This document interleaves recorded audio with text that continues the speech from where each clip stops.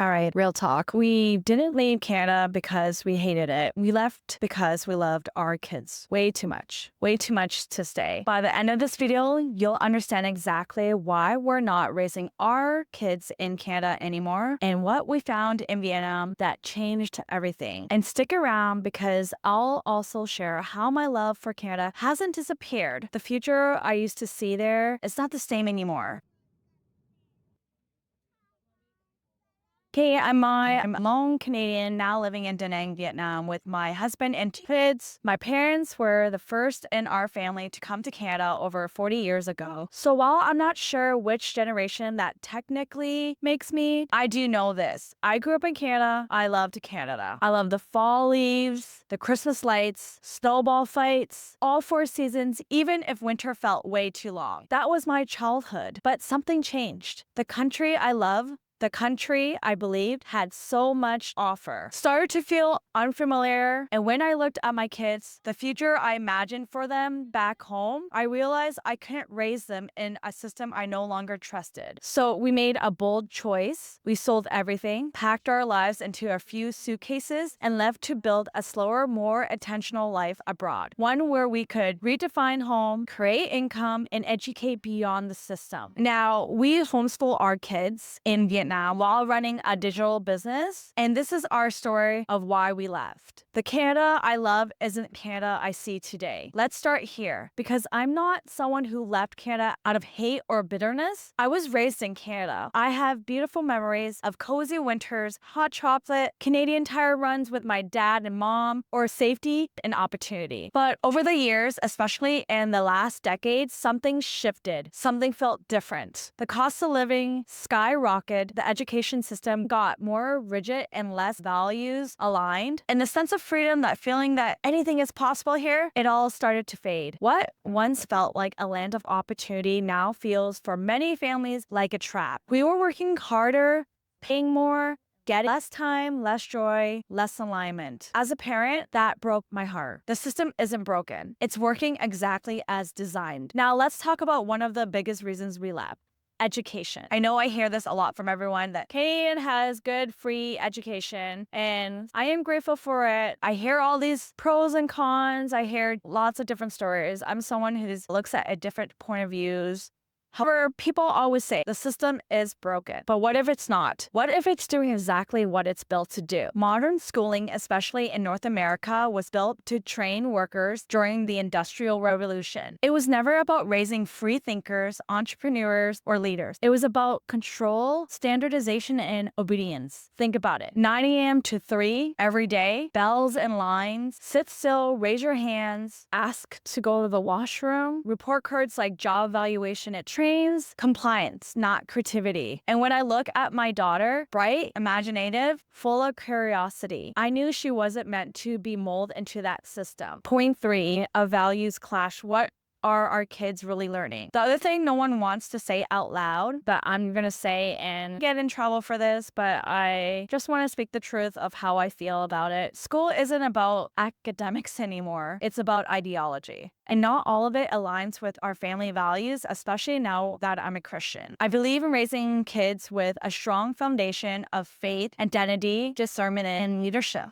And what I saw happening in schools, from politics creeping into early childhood education to the complete erasure of financial, emotional, and faith-based literacy, felt wrong. Kids are being asked to form opinions on complex adult issues before they even understand their own feelings. And meanwhile, no one's teaching them how to manage money. No one's teaching them how to handle failure. No one's preparing them to live in the real world. As a parent, I had to ask, what am I actually setting my kids into every day? And here are some bonus points: peer pressure and early exposure. One thing I haven't mentioned yet, but really matters, is that our kids were being exposed to. Even in those short half-day programs back in Canada, I saw it. Kids repeating things they saw on YouTube, conversations about gender identity, even violence, way early than I expected, peer pressure to look a certain way or act a certain way, and the bullying It's real. Even the sweetest, most sensitive kids can start to shut down when they feel like they don't belong. I didn't want my kids to grow up thinking they had to survive childhood. I wanted them to actually enjoy it and be kids. Point 4, life abroad gave us what Canada couldn't. So when we moved to Vietnam, everything changed. Our rhythm, our priorities, our connection as a family. We slowed down, we reclaimed our time, and we built an environment where our kids could learn through life,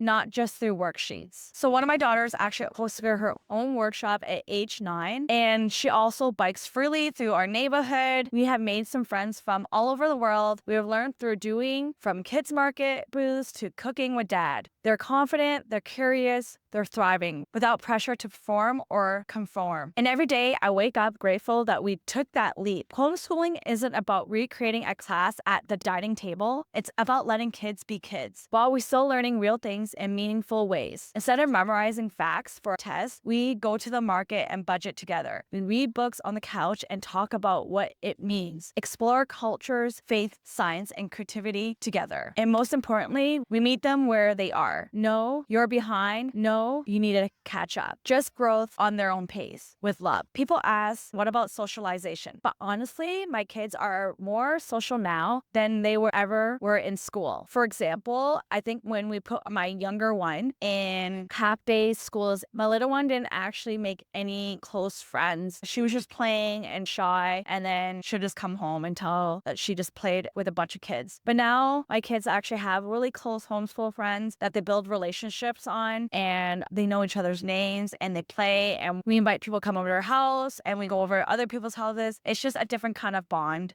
than having school friends. But honestly, like I said, my kids are more social now than ever when they were in school. They connect through clubs, meetups, markets, group projects, and all in real life mixed age environment that actually builds confidence, not comparison. So if you ever felt the same way, like the system doesn't reflect your values anymore, this channel is for you. We're a freedom-seeking, faith-led family, and I make videos about homeschooling, digital income, and living boldly abroad. So if that's your vibe, hit that subscribe button and sign up for my free newsletter, My Notes.